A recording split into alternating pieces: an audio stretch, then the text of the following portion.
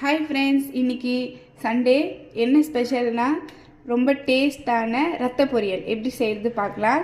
First அதுக்கு pan வச்சுட்டு எண்ணெய் போட்டுட்டு கொஞ்சம் கடுகு, நெக்ஸ்ட்டு சோம்பு,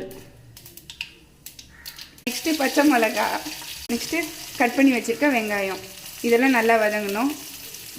வாஷ் பண்ண கருவேப்பிலை நல்லா வதங்கின அப்புறம் இஞ்சி பூண்டு பேஸ்ட், நெக்ஸ்ட்டு கொஞ்சம் மஞ்சத்தூள், ஒரு ஸ்பூன் மிளகாத்தூள், கரம் மசாலா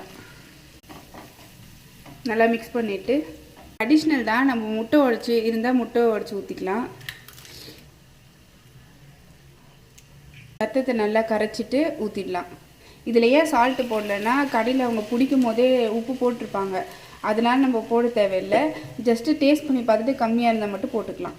10 நிமிஷம் நல்லா வெந்ததுக்கப்புறம் பெப்பர் போட்டு கொத்தமல்லி தூவி இறக்கிடலாம். அவ்வளோதான், ரொம்ப டேஸ்டி அண்ட் எம்மி ரத்த பொரியல் ரெடி.